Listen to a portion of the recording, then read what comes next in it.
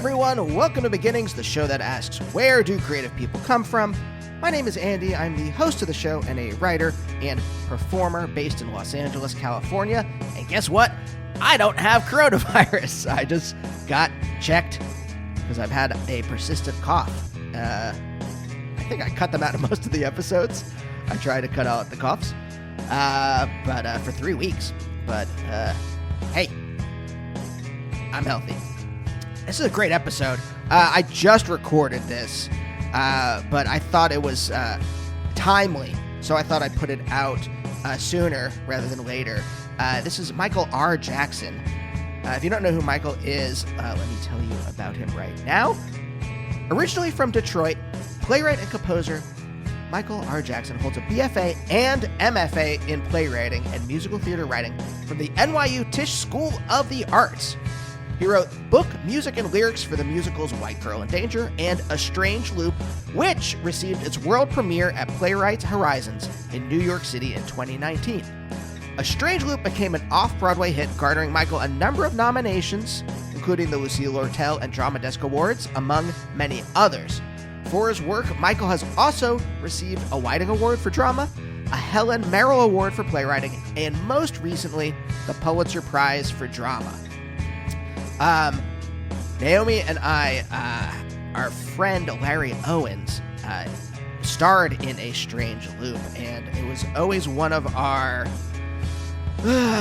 big regrets that we could never go back to New York to see him in the show, because we had heard so many good things about him, and he's such a talented dude. And when the quarantine started, I thought to cheer up Naomi, I would get her the Strange Loop soundtrack. And when you get something on iTunes, it apparently populates in your music app as well. And so I started listening to it and fell in love. It's incredible. And so a couple weeks ago, I reached out to Michael to see if he'd want to be on the show. And then within like a week or two, he got all these nominations for these off-Broadway awards, and then won the Pulitzer Prize. And so we started out talking a little bit about if winning the Pulitzer has changed him emotionally in any way, like if there's been an internal change. And then we get into, just some of the, I keep talking about the contradictions of making art, and we go through that, growing up in Detroit, his parents. It's very interesting. So I hope you enjoy this episode. If you do and you want to check out other episodes of the show, you can go to Spotify. I think they're all up there. You go to beginnings.libsyn.com and download them all there. And then, of course, on whatever app you use, the last 100 should be. But I mean, I've been doing the show for 10 years. I've talked to, hundreds of really cool people.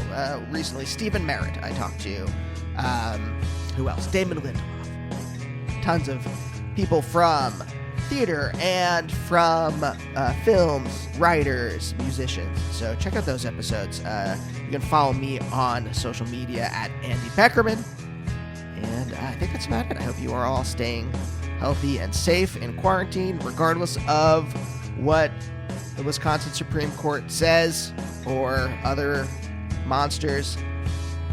Don't go out unless you have to. I think that's about it. Got a bunch of great interviews coming up, including Sam Prekop from Sea and Cake, Rob Guillory, who is the creator of the wonderful comic Farmhand, and a bunch of other awesome people. So stay tuned. But for now, let's talk to Michael.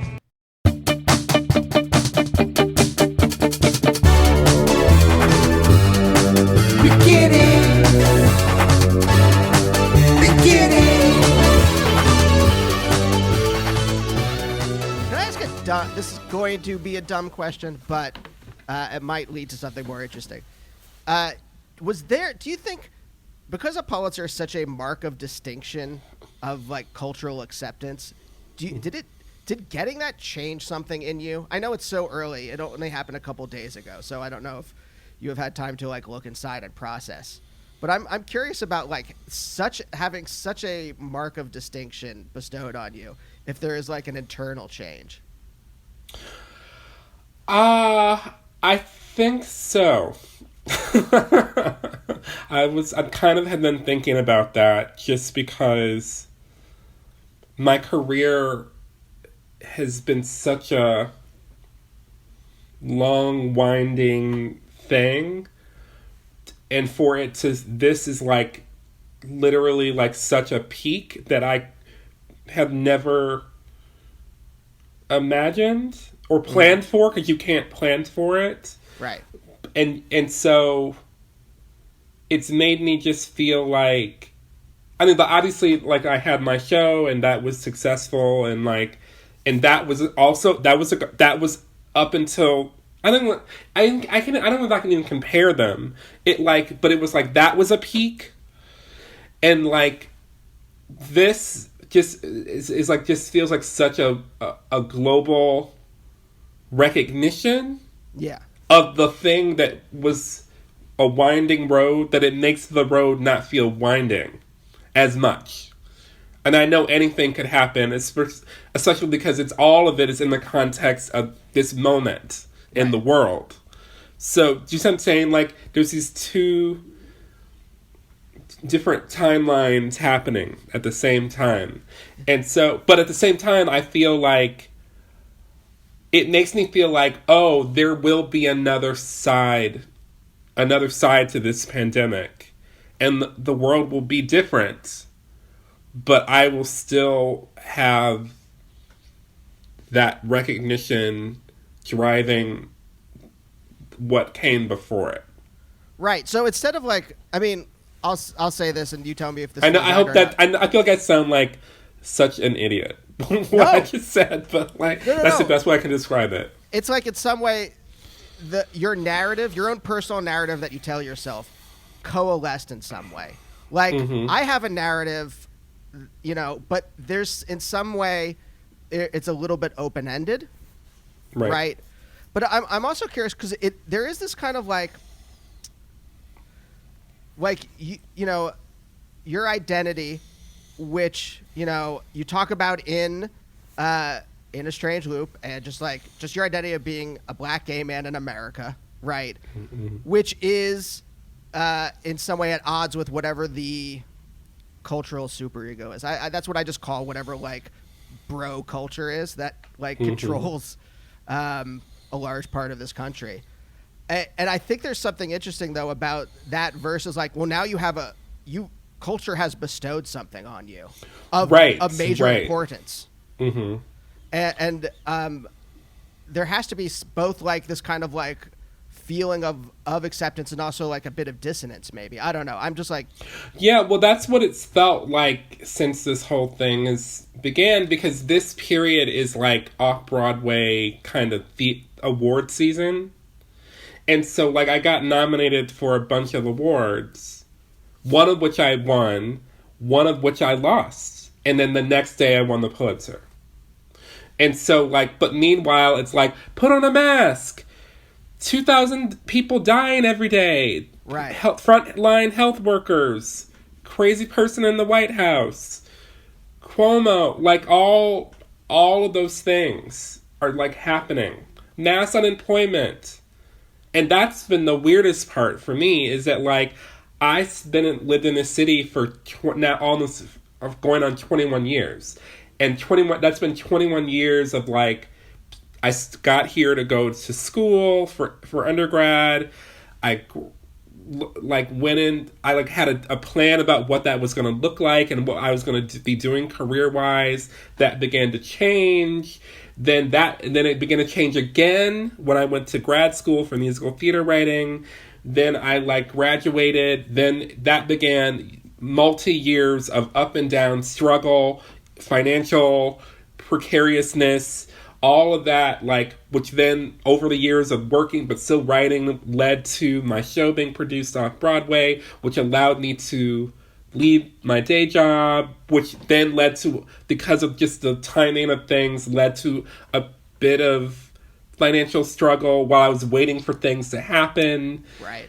and which led to the show happening, which then led to a hit, which then led to, you know, March 12th, when we all had to shelter in place, and all these people are like losing their jobs, and the whole theater industry shuts down. And yet, after all those years of all of that, and the fact that like my entire industry like shut down overnight, because of this last year, I just happened to have like be the most stable that I've ever been the whole time. Like, I won a couple of awards over the last year, and like I got some royalties from the show and just other different little things, so that like, even though technically I'm unemployed at the moment, I like can support myself, I mean, for a while, you know what I mean? And then the Pulitzer, like, that comes with a cash prize. Like, it's just this weird thing of like, I can't believe that, like, literally in this moment, I'm able to support myself doing exactly what I do. Right. It's like, it's very fortunate. Like, I'm very, very lucky. But at the same time, I struggled and fought and clawed my way through it for so many years. Yeah, I think that's what I meant by, like, this idea of this, like, it helps you coalesce this narrative. Because, like, how many people struggle and then it goes nowhere, and then their narrative has to be like, oh, you know, I tried this thing, and for whatever reason it didn't work out. Yeah. But this allows you're like, oh no, this is an actual story, and here it follows this path that leads to some kind of like victory. If we were looking at like some kind of like hero's journey or some. Yeah, but it's like but it's tricky though, because it's like, if this had happened, I don't know, 6 months earlier or later, or do you know what I mean? Like, it could be a different set of circumstances, you know? Because, like, also just where I happen to live in my, like, glorious apartment, which is, I still have roommates. Like, I live in a 3-bedroom apartment with roommates in Washington Heights, New York, where I've lived for 15 years. I lived in the same place for 15 years. And, like, you know, and luckily none of us have gotten sick or anything. And so, like, it's been relatively easy and, like, we live in, like, a neighborhood that has a good proximity to grocery store. So, like, there's no reason to get on the train if you don't need to. Like, we've been very fortunate to be able to, like, just sort of be safe where we are. Where, you know, like, whereas, like, what if I had, like, earlier been successful and able to like buy a house somewhere, you know, like, just things could have been like harder in all kinds of ways, you know. So everything that happens, it happens because it happens. I mean, it's not magic. It's just, but it just feels funny to me that I'm able to, in this moment, this particular moment in history, be able to support myself as like a theater writer. Yeah. Like, that just feels like I can't believe it. Yeah. I accept it, and like, you know, and I'm humble about it, and I like am grateful again to all the first responders and the frontline workers who truly are like soldiers in war, as far as I'm concerned. And so it all is in perspective to me in relationship to that. Yeah. I mean, it is an interesting moment to make any art, because if you are self-aware in any way, it's going to come with the guilt and shame of, oh, this is what I'm doing, as opposed to whatever, working in a grocery store. I mean, something, being an essential worker or something like that. Right. There's something where it's like, you have to work that out in a way that's also not too narcissistic, because you can't just sit there and be like, oh, I have all this guilt about making art. And I don't have guilt about it, because I think that artists have an important role to fill. I mean, what is everyone doing while they're at home? Mm-hmm. They're watching television. Yeah. and movies, and they're looking for comfort, and they're looking for escape, and they're looking for also, things that make them feel like, what I mean? Like, everyone's looking for, they can figure it out, but I think it is important. I mean, it's not the most important thing, but it can be helpful to maintaining one's mental health. It can be helpful toward if you have kids, helping, you know what I mean? We do have a role. We're not working at the grocery stores. We're not working in the hospitals. We're not keeping basic functions of our cities and towns going, but we are providing something for everyone. That's what we do, in good times and in bad times. Yeah. I personally struggle with this kind of I know that we have fans who tell us we have a weekly we did a live show here in Los Angeles. Now we're doing it online, and we have fans that tell us, thank you, you're really helping us get through this. Yeah. And for me, inside, I think a lot of the best art, and I was thinking about this when I was going to talk to you, when I was thinking about talking to you, was that a lot of the best art happens at in certain contradictions, right? Whether they're emotional contradictions or cultural contradictions, when you have either two or more vectors hitting each other, I think that's where the most interesting, not all the time, I don't think it's a hard and fast rule, but I think that's where a lot of good art happens. And I have this kind of this contradiction where it is important, but at the same time, there's this thing in my head where I'm if the world's ending, no one needs a clown. No one needs me, right? Mm-hmm. I know that on one level, there's these two levels. On one level, yes, it's very important, especially to help people understand their place in the world, to help people understand their emotions. There's, the kinds of things good art does to people to make them feel. And then if we're in a post-apocalyptic scenario, right? You need someone to farm. You don't need someone to tell a joke on stage. Yeah, I mean, but I think that, but I feel like the people, but I also feel like the people who are farming, they come home after a day and they probably turn something on. They want something to listen to. They want something that makes them feel human. Yeah. Oh, you're not wrong. Yeah. You're not wrong. I'm telling you what the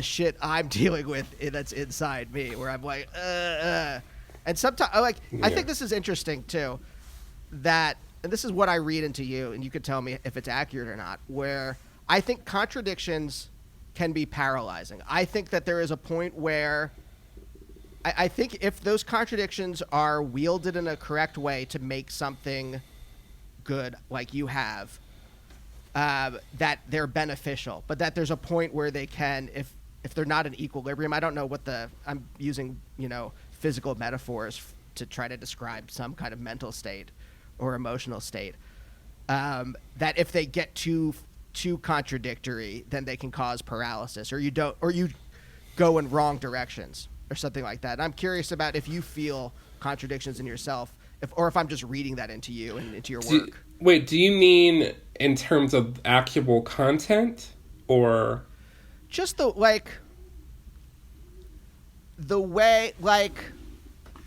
here's an example. Okay, this is what I was thinking of, which is I was thinking about how you're a fan of Liz Phair, and she retweeted me. What? That's fantastic. I also nice. Exile in Guyville came out right when I was hitting puberty, and it was this huge example of I guess, I don't know, a woman, an empowered woman singing about sexuality, and it hit me at the right time, and to make me a better person. All right. Right.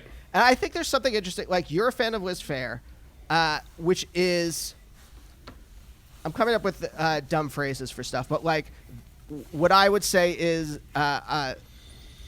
mainstream gay culture is not. That's probably fair.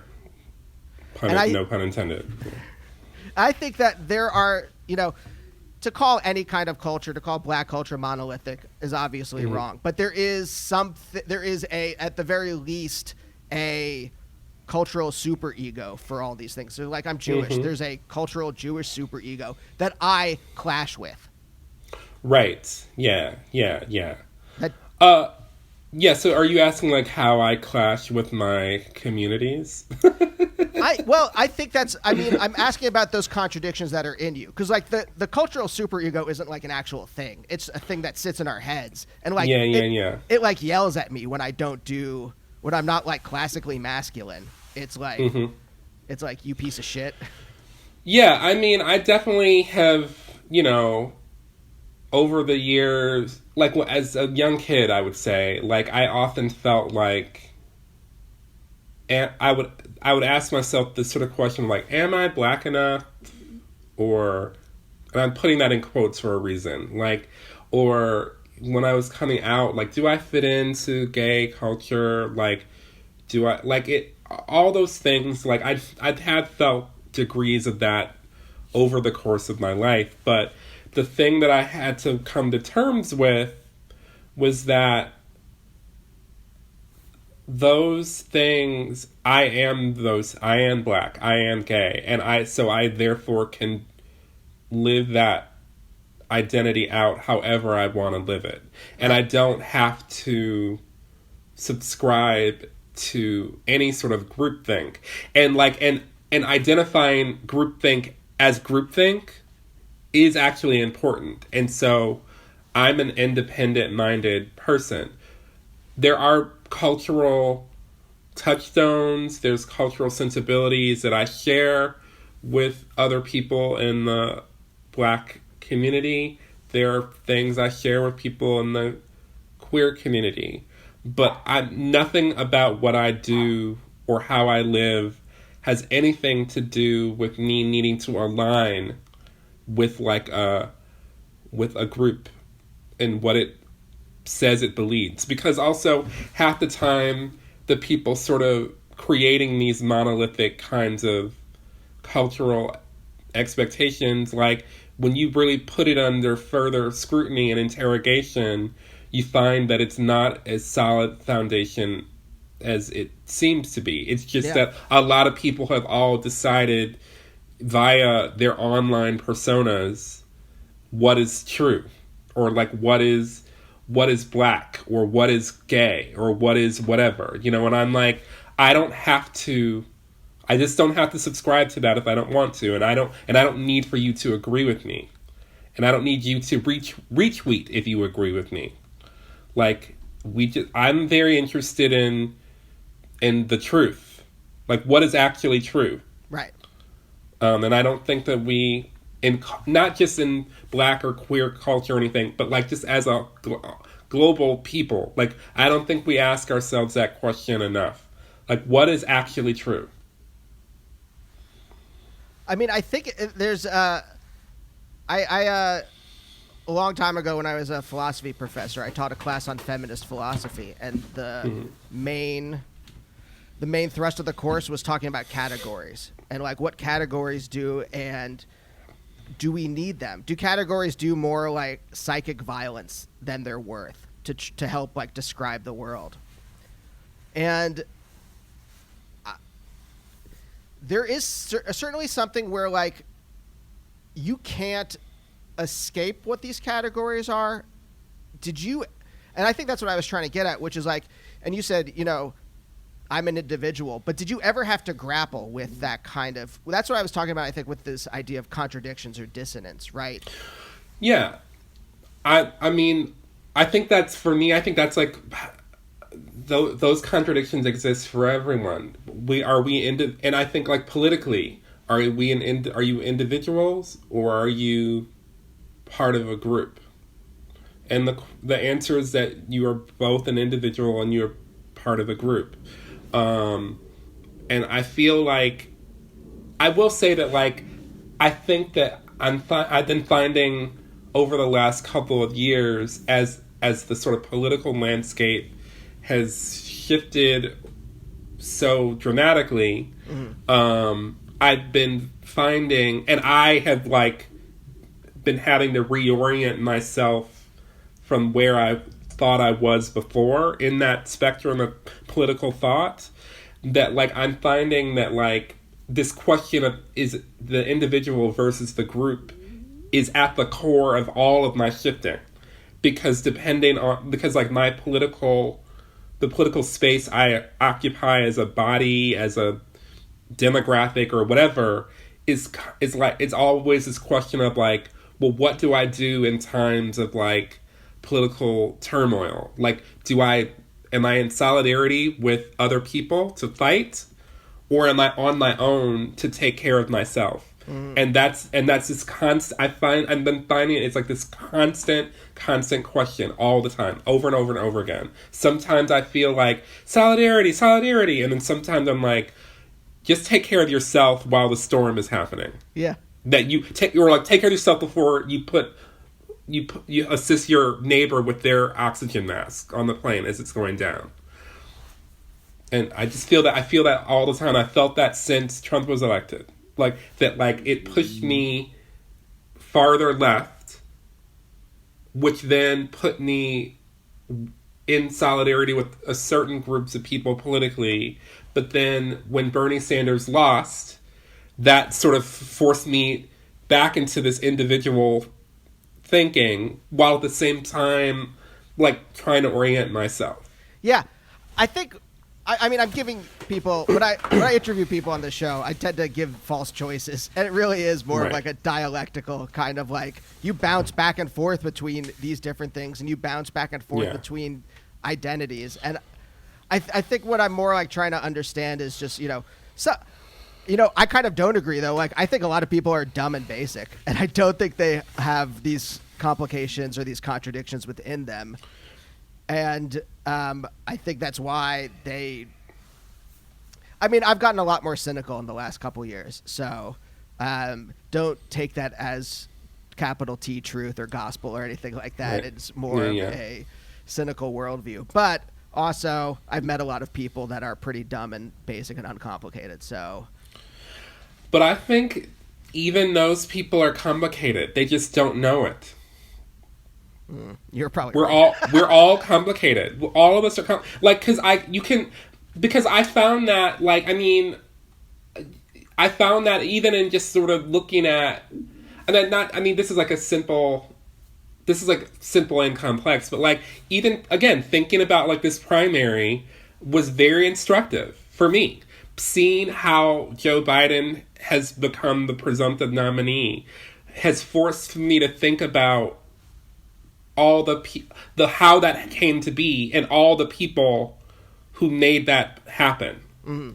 And like, and it just took me talking to like my cousins, all of whom live in Michigan and Ohio, and like voted for him in the primary, to like understand the calculus they were making in doing that. Right. And like, and the thing that I realized is that like they're operating out of a very specific playbook. My parents included. It's a very specific kind of playbook about what is true in the world, and what is needed to defeat Donald Trump. And like, once I started to really understand that there's like millions and millions and millions of people following this playbook, I was like, oh, I get it. They're thinking about the individual versus the group as well, but they're thinking about it in this mirror opposite way to the people who maybe were supporting Bernie Sanders or Elizabeth Warren to some degree. And there just are more of those people.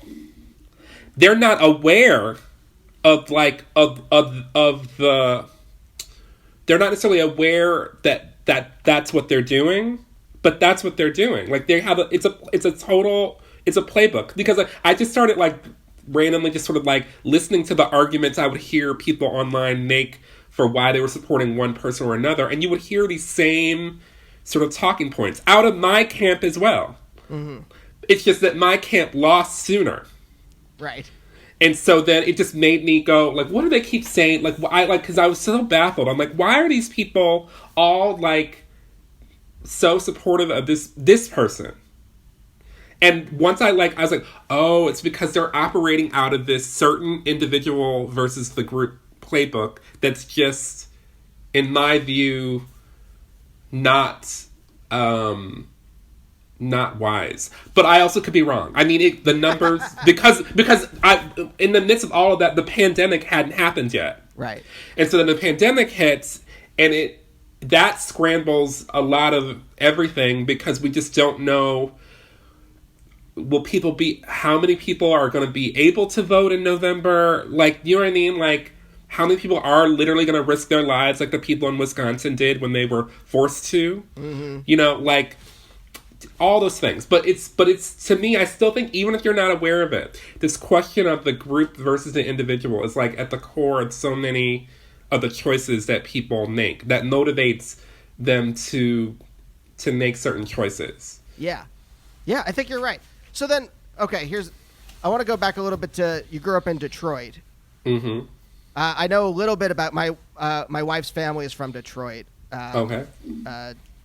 Joy Road off of Livernois. Yeah. I used to go get my hair cut over there, around that area. So I know that little bit of area, and then I was like, oh, when we were visiting, didn't we go down to the waterfront? And she said, yes, tell Michael that we took your white ass to the nice parts. So, well, it's different. It's also different now than, I mean, it's so much has changed. I haven't really been in Detroit. I mean, I go to visit my family every year, like at the holidays, but I haven't been in the city proper really since I was 18 years old. And so that was like over, 20 years ago. But like a lot has been built up downtown. People come to the city and bought property and open things, and the waterfront's very beautiful. Yeah, it is. We walked along the water. But like, the Hudson River Park, I think it is. Yeah. I mean, what was the Detroit you grew up in? I mean, Detroit I grew up in was like a very thriving, bustling mid-90s, like everybody, like so many parents worked at General Motors. It was like pre-NAFTA, Right. It was like it was like bustling, like in my view. I mean, I know that like there are a lot of people who had stereotypes about Detroit because it was in like different situation in the 80s. But my memory of it was that like I lived in like a bustling metropolis. Your dad was a police officer, right? Yeah, he was a police officer for 26 years. He retired right before I went to college, and then he started working in the private sector as a security consultant for General Motors, and then he did that until he retired like a year ago. I mean, why did he want to? Is that something he wanted to do? Was it just a job? Like, because I also read a police officer. Yeah, I also read like he also had a master's degree. Which yes, seems strangely at odds with being a police officer. Well, I think his master's degree was something that helped him get promoted. Like it's like one of those things of like if you got the master's degree, you would qualify for certain like money. Like I think I never actually really talked to him about it. I don't even know what his master's degree is in. I should know that, but I actually don't know. Expressionist painting. No, it's not that. It's like something like very like business administration or something like that. I don't know. And because I'm curious, like, what were your parents like when you were growing up? What were they like? Or what are their personalities? I have in my mind when I read he was a police officer, I just had a vision in my head of what that person is, which is probably wildly different from the actuality. My dad he's a good guy. He's very I'm sorry, like words fail a little bit. His in service to other people is like his middle name. Like as far as like family, like he will do anything for anyone, like for to help people. He just wants to help everyone, like even to his own detriment. He wants to help. He wants to, you know, whether it's like financially or like, do you need someone to pick? Do you need to be picked up and taken to this place? Do you need like he's very service oriented in that way. And my mother, but he's also like, you know, he's very authoritative, although he's softened a little bit over the years, I have to say. And he's, you know, he's very private. He's very, very, very private. Like, for example, my mother has a Facebook account. He does not. Like, he doesn't believe in that. He's like, he thinks it's all, they're like, you know, ways of tracking people and they're gonna get you. Like, he's all, I mean, he's not wrong, but like, but he's always been like that, like about everything internet related, you know. And he's like very traditional in a lot of ways. He's complicated. He's like a complex man, but he's a complex man that doesn't think that he's complex. And my mother is similar. My mother is very, she's a very, not her way or the highway, although some people who interact with her think that, but she's not a pushover. You can't, like, she's very, like, she's always been, like, you know, somebody who, like, says it like she means it. Mm-hmm. And she doesn't mince words. And she thinks what she thinks, and, like, and she's not afraid to tell you that she doesn't agree with you or that you're wrong. She's very, like, tough lady. No nonsense. No nonsense. Well, there's some nonsense, but like she says it like she means it. And I feel like I get a lot of that from her. You know, but and some people think she's mean, but I don't think she's mean, because she's like, but she's also like my dad, like a very giving person. She like wants to help, and she's like cares a lot about people, and I think that's why when she feels, I think that's why, like, when she feels like people take that for granted, she gets angry because she's like a giver. But yeah, they're both like great people. They've been, I mean, we've had our ups and downs for sure, but they both are like, they care so deeply about their kids, mm-hmm. and they will do anything for us. Yeah, because I was reading a really good interview with you. I think it's like Playwrights Horizon, I think it was. Mm-hmm. But you were talking about your parents, and, you know, I thought about, because I project my own emotional and existential personality onto the show, and then see mm-hmm. how my guests resonate with it. But like mm-hmm. my parents, I think we both came from like probably a pretty middle class background. Mm-hmm.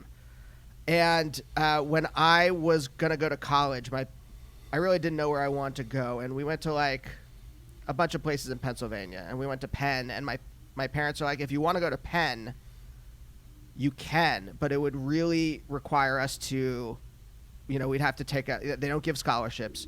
You'd have to take out a loan, and you'd have to really work your ass off.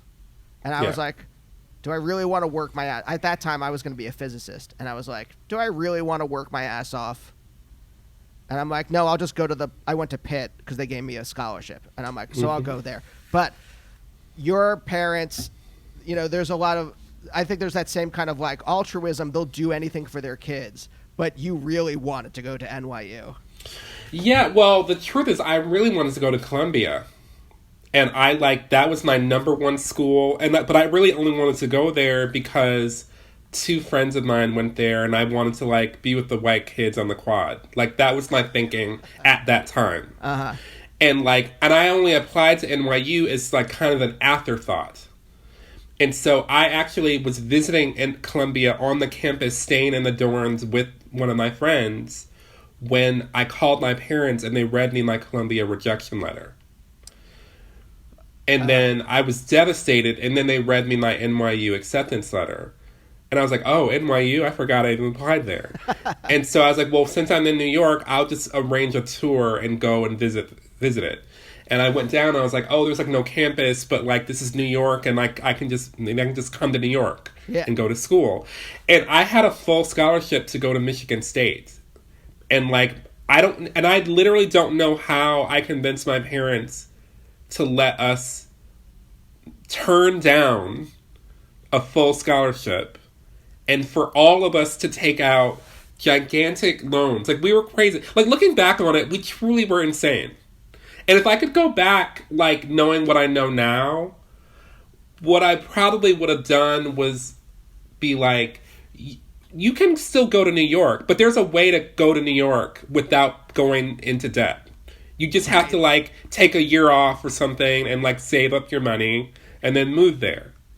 Although, I mean, I don't think, given where I was at that time and where my parents were, that, like, that would have truly happened. Like, everything had to happen the way that it did, unfortunately. But I convinced that is a testament to them. Yeah. That they were like, you know what? Our child has always been writing and creative and artistic. He got into this school for this special thing. We're gonna make a sacrifice so that he can do it, and we did, and they did, and I told them the other day, like, you know, when I got the Pulitzer, that, like, and as I told them, you know, when my show opened at Playwrights Horizons, and that, like, I'm so grateful that they took a chance on me, like, that they, like, let me just sort of follow my dreams, and that they never tried to stop me from doing it. Because there's some parents who would have just been like, no, we can't afford it, we're not going to do it. Yeah. And they weren't those parents. And, like, and I'm grateful because the dividend, it's starting to, in the last couple of years, it started to pay off, as it were. And I'm just glad, because I didn't really have a plan B. So, which is, I think, is another thing that's also sort of powered my choices in my career, because I didn't give myself a backup plan. I, like, had to make it work somehow. I mean, that's what I thought was interesting, like, how the altruism of your parents. Do you think that's just the way they are? Is it religious in some way? Is there, you know, where do they get their moral? I think it just has to do with the fact that they love their kids. Like, it's not, I mean, I guess, like, religion could play a part in it in terms of, like, you know, making sure you are good to other people, or, you know, be kind to your neighbor, blah, blah, blah. I don't know. Like, I've never really thought that deeply about that aspect of it, but, like, they're just very family-oriented people. And, like, your kids are, like, an extension of you. And your kids are... like, you want them to, they're like people who bought into this American dream of, like, you want your kids to do better than you did, you know, and make sure that they're happy and can, you know, make sure they are able to buy a house and have a retirement plan and all, you know, all those things. Right. There's a practicality to the idealism, I suppose. Yeah, and I also think, like, with me, like, as a middle schooler and high schooler, I had demonstrated a certain ability that like, just, I think, made it clear to them that I wasn't just, like, it wasn't just like that it was talent. Like, it wasn't just like a pipe, like some weird hobby. It was like, I got little awards and things when I was in high school for writing. Like, you know, I'd get, like, in a literary magazine, or, like, I sold a short story for, like, $100, you know, like, things like that, to little, you know, small publications or whatever. And I think that they saw that, like, that was something that was just in me. I don't think they knew what I would make of it, but I think they saw that it was, like, something that I was good at, and I think they they like felt like they could support it. This might be unanswerable, but I'll ask it anyway and see where it leads. Did you have like an innate kind of talent that, like, there's some people I talk to on the show where they were good at something and then they got a lot of praise for it, and it was this feedback loop that like helped create the person they became. There's some people who their brain was built in a certain way. Like, my brain just plays with words, and it's not like a thing that, like, in fact, I probably got negative reinforcement, like stop alliterating or stop rhyming, whatever, right? My brain just like happens to play with phrases and words until it figures out the right thing to write. And I'm wonder if either of those describe you, or if there's another possibility. Well, the only thing I can say is that, like, as a kid, I was like quite a voracious reader, so I was always reading, and like also like watching television and like interested in stories and like. But the thing I initially wanted to do was be an actor, so I did a lot of child acting things. But then I hit a point where I felt like around 13, where I like had low self-esteem, and I thought like I wasn't pretty enough to be a movie star, so therefore I had to quit acting completely, which is what I did at like 13 years old. And but I was writing poems and I always was keeping in journals. I was always writing my feelings down, because and that was also came from like, I think I felt as a kid like I wasn't heard, and like I was a very emotional child. And so I was constantly writing my feelings down and narrating my emotional inner life constantly. That was a big thing. And then I started writing poems and short stories, and then I went into high school. I went to this place called Cass Tech, which is one of the big top 3 high schools in Detroit. And I took creative writing as my elective, and like in my creative writing class, I had this teacher named Miss Thompson, who was this really cool lady who really sort of empowered students she really nurtured students, like in a real way. She treated us like adults. And like, she was the first person to say to me, when I asked her if writing could be more than a hobby, she said yes. And she really pushed me to keep going. And I'll always be grateful to her, because I was with, she like took 1 year, she got a Fulbright scholarship and she went and taught in Africa, but I was with her the whole time, because she eventually got promoted from just being the English teacher and creative writing teacher to being the department head altogether of the English department. Yeah. And she just encouraged me, and she brought in this organization in Detroit called Inside Out that brought writers in residence into school so that kids could have an outlet to write, but also see writing as more than just a hobby. So like, I worked with writers in residence the entire time I was in high school. One of them is this guy named Peter Marcus, who taught a private workshop out of his house in Detroit that I took. So that I was very much on a path by that point. And he was someone who encouraged me to start writing really truthful things and like challenging myself to get out of this sort of like Maya Angelou box that I had put myself in.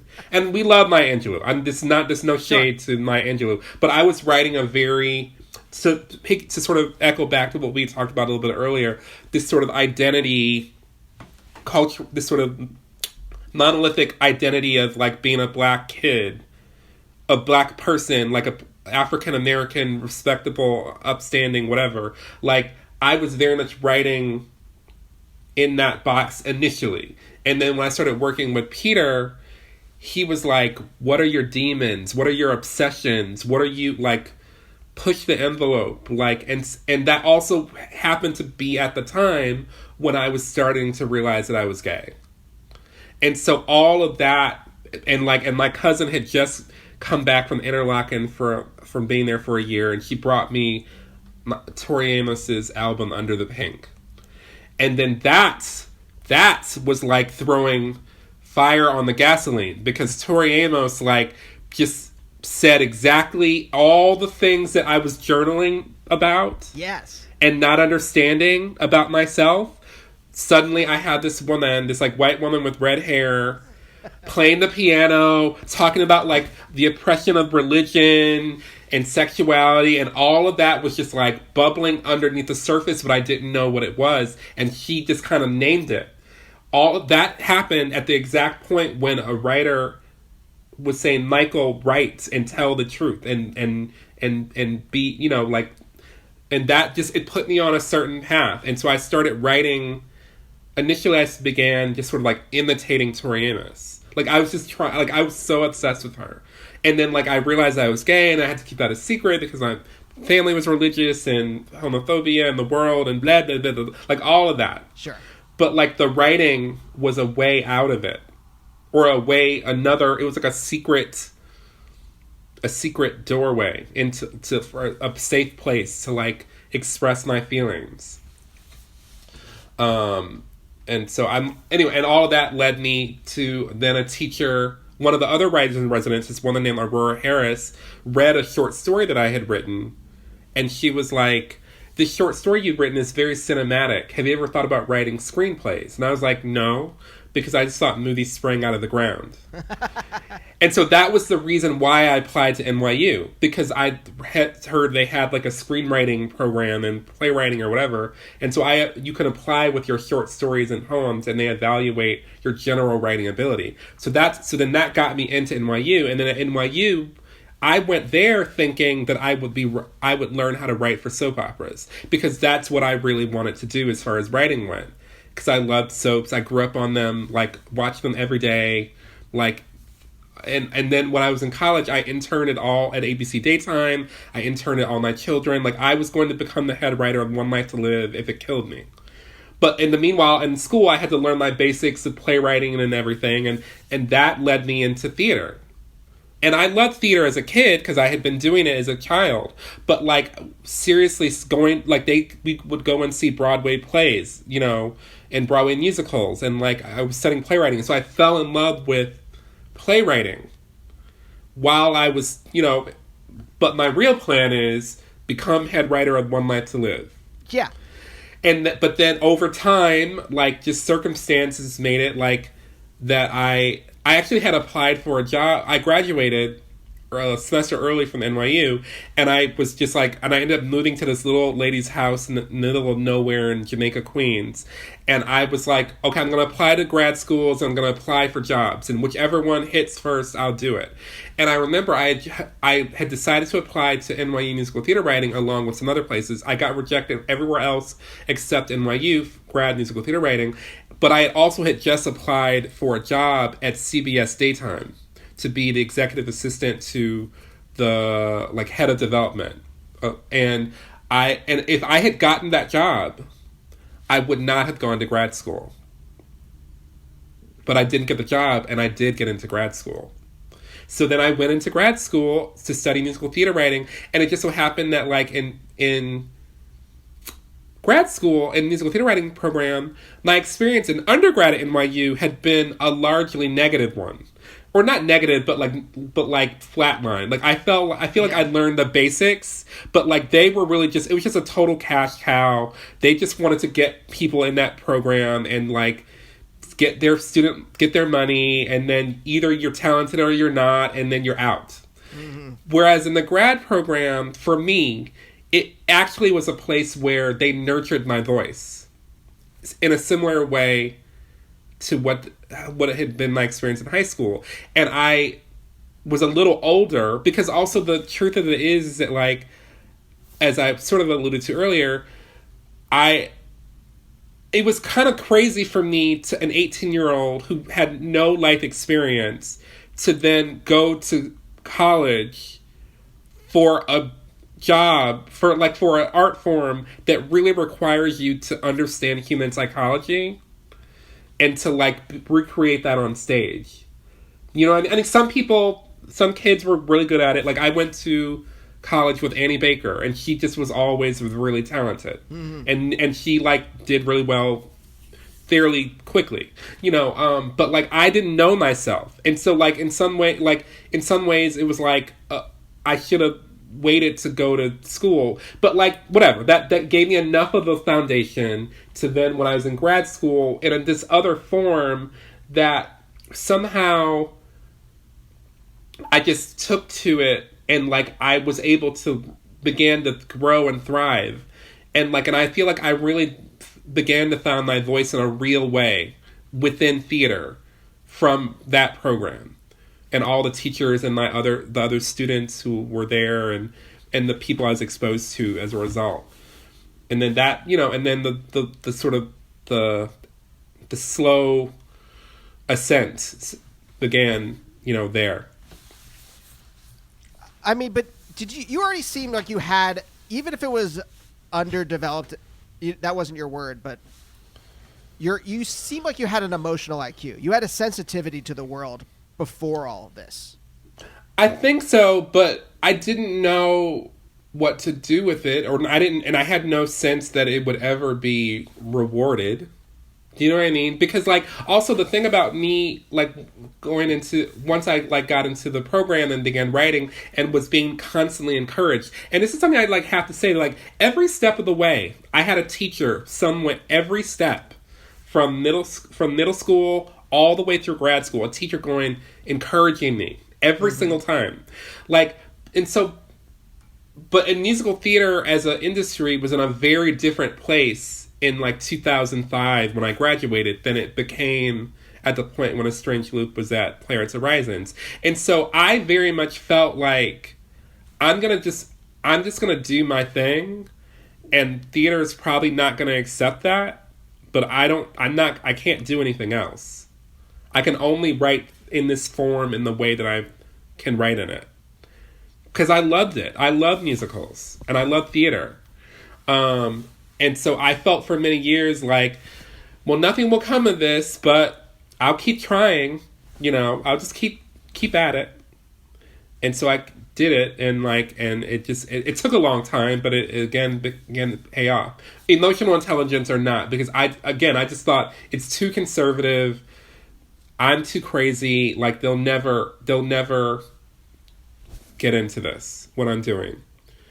I mean, what is it about that form that either speaks to you or you think is not perfect, but is a good expression of who you are as a person? I think it's song, music, song. Like that expression is like more powerful than anything.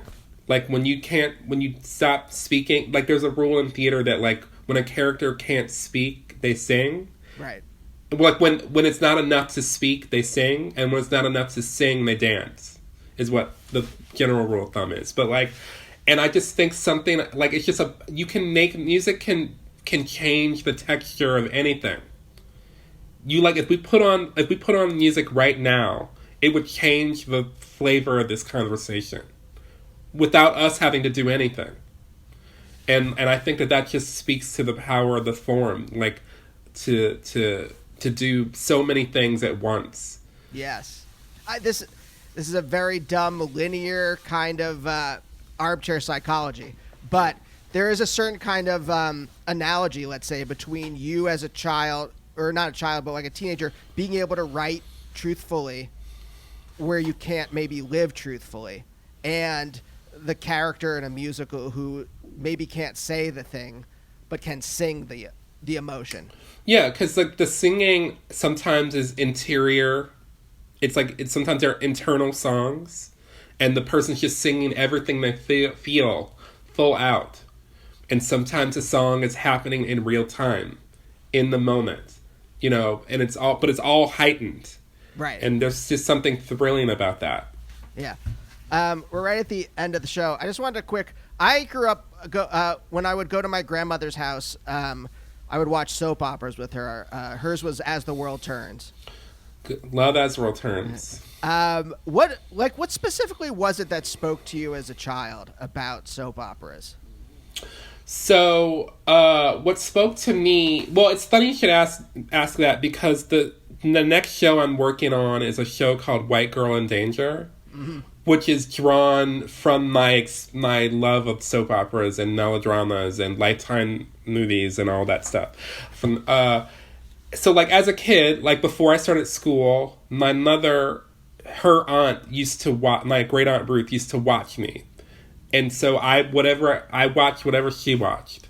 And so she watched Young and the Restless at 12:30, Days of Our Lives, which is my favorite, at 1, Another World at 2, Santa Barbara at 3. And like I was just a little kid absorbing it. And what I loved then versus what I recognized it as later are two different things. So as a kid, what I loved about soaps was that they were just these larger than life stories with these like beautiful people doing dramatic things that were like really melodramatic things that somehow still kept you wanting to come back every day. Like no matter what it was, like the point they had to keep you hooked. And like just watching these peoples and these families on these soap operas like made you want to know more, and you started to care about them, even if what they were doing was like silly or crazy or whatever. But then what I sort of realized as an adult, once I started working on White Girl in Danger and had to sort of go back and revisit these Lifetime movies and think about my whole life as a soap opera fan, and having worked in the industry as an intern and that sort of thing, was that what I was learning from soap operas was storytelling. Their job literally was to tell the story. No matter what, they couldn't judge it. They just had to tell the story. Yeah. And as much as people like to poo-poo soap operas as being silly or whatever, the fact that the core thing that they are doing is telling a story. And there's so much art, like theater or television or whatever, that gets away from that like you forget, like what happens next? What do they want? What happens next? What happens next? What, like soap operas have to do that. And I think that's what I loved. And I also like learned sort of within that again, this was an observation that came to me as I began working on White Girl in Danger, is that like so many of the stories that are in our cultural imagination feature white women in peril. That like you learn to sort of understand the nature of story almost is the white girl okay? Yeah. And that's, you know, and so that's my musical is sort of unpacking that in terms of like how we as people sort of what inequities exist, because that is so much in the soup of how we absorb stories, whether they're news stories. Because I think about all of the missing girls who have been in the news over the course of their lifetime. JonBenet Ramsey is still in the cultural imagination. Whenever there's like a missing, like this girl is missing, this woman is disappeared, this person was kidnapped by these people and sexually assaulted or whatever, it's always like this white, like pretty white girl or woman. And I'm not saying that to say that we should not care about these people, but it's very powerful, these narratives that are repeated over and over again in real life and then in fiction. And that like forms so much of our sense of empathy. Right. Of like, who do we care about? Because meanwhile, there are black girls disappearing, kidnapped, attacked, whatever, all the time. And they're rarely on the front pages of a newspaper, historically. And so my musical is sort of exploring that. And all of those things are things that I sort of like, I think was subconsciously trying to reconcile as a kid watching these soap operas that are so pleasurable to watch. And so engrossing. And then me becoming a writer and me being a black person, and me being black is universal to me. Right. And so when I create from that sense of universality while in this context of, is the white girl okay in life and in story? Right. And so as a writer, I very much have been trying to like subvert that, or at least draw attention to it. And so that's what White Girl in Danger is about. I know it's not originally what you asked, but like it's germane to that question. No, but it goes, I think it loops back to this idea of like, again, the individual, like, look, we live in a country that's structured by white supremacy. And in a country structured by white supremacy, the stories, the collective unconscious is a white supremacist collective unconscious, and the stories that flow out of that and that structure. And then again, that's that what I think goes back to this thing where I'm like, your experience versus the cultural superego experience or the collective unconscious, whatever, you know, psychology word you want to use for whether you're a Freudian or a Jungian or whatever, right? You know what I'm talking about. Like, there's that strata that structures all of us and all of our lives. And what happens when you are not of that, or you're in it but you're not of it, if that makes sense? That totally makes senes. Yeah, and like you know, and it's also like I like thinking, you know, not just like black women but black men as well. Like where, like who do we care about? Like what? It's just and I think that like the theater and TV and film has been going through this battle about equity, diversity, and inclusion. I think because we haven't really stopped to look at. I really like that term you're using, the cultural superego, because I've been just like, I think it's literally these battles between consciousnesses. Yeah. You know, and like, and I come out of a black consciousness that is that's the core of me, but there's like a larger white consciousness.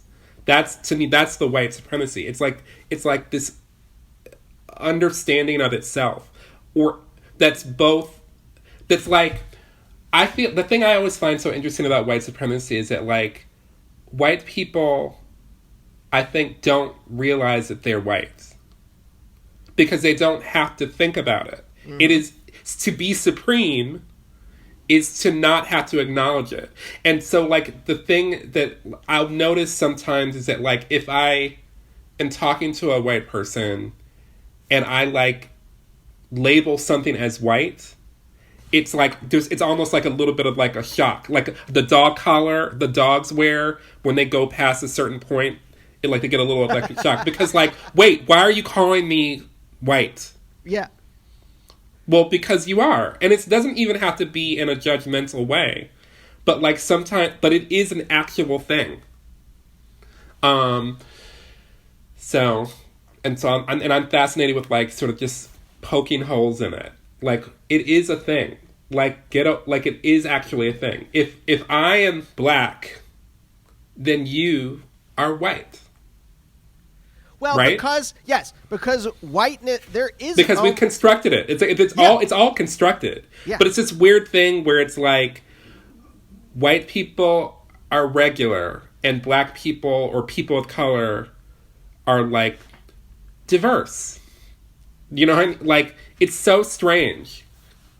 And yet but each of us is walking around in our bodies. Yeah. And we don't think of ourselves in third person. We don't think of ourselves as background players or extras. We are each the individual versus the community. We're each, we are human. We are not, you know, and yet there's these categories that you mentioned earlier, black, white. And yet, but white doesn't like to say white. And yet it practices whiteness historically in the most oppressive of ways. Like there's a story now of this man killed in Georgia. These white men if you just made a story out of it, these white, what is his name? I can't remember his name right now. Ahmaud Arbery. Like in the story of that, this black man is jogging. He's out for his daily jog. He's just living. He's living in the universality of his body. These two white men see this black man jogging. He must be a burglar. That's the story. We have to stop. We have to do something. What do? Let's shoot him. And then he's trying to stop us from stopping him, the burglar. He's fighting with us over the gun. Our lives are in danger. They're not thinking we're white. But then when they call the police, and people said, "Why did you kill him?"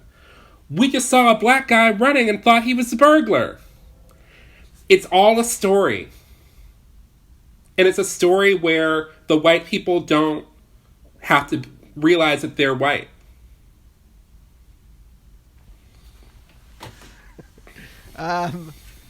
Michael, that seems like a good place to end. Well, just I feel like we've on a super cheery. White people are crazy ending. It feels like thematically we have kind of just like we have gone around back to the beginning again in some place, and that when narratively that feels like even if it's not a emotionally good place to end, it feels like narratively the place to end on the the destructiveness of whiteness and the claustrophobic. Well, I mean, or even just like the destructiveness of unaware whiteness, unself-aware, like just like that to me is what white supremacy is. It's not aware. Like maybe if white people were more aware, maybe. I mean, this is a complicated thing to say, but maybe there was just more awareness, like. But that's why I'm like writing this show. This other show is that it's also why I wrote A Strange Loop. I think it animates. It's like one of my obsessions. It's like is black universality and interiority. I'm truly not a background player to anyone, truly. And I'm gonna assert that in all things that I do artistically, because artistically also is where my power is. Right. I'm not a wealthy person who controls the levers of the world. I'm not an oligarch or a plutocrat. Like class-wise, I'm like nothing. But like when I create, when I'm writing, I'm a god of that world. And I'm going to assert my universality and my individuality at the same time in whatever I'm writing. Okay. Now we've got emotionally ended as well as narratively ended. Thank you so much. I really appreciate you talking with me. I can't tell you how much I love Strange Loop. So thank you. Thank you. I mean, I was going to say, if anybody wants to follow me or anything, I'm on Twitter at the Living MJ, Instagram at the Living Michael Jackson. My website is thelivingmichaeljackson.com, Facebook, all that stuff. I mean, I was going to say, I can tell you how much I love it, but I have trouble expressing my emotions. So. Okay. Fair enough. Okay. Well, stay safe and stay healthy. Thank you. All right. Likewise. Bye. See ya. Bye. Bye, oh, bye, oh, bye, oh, bye, oh, bye, oh, bye, oh, bye.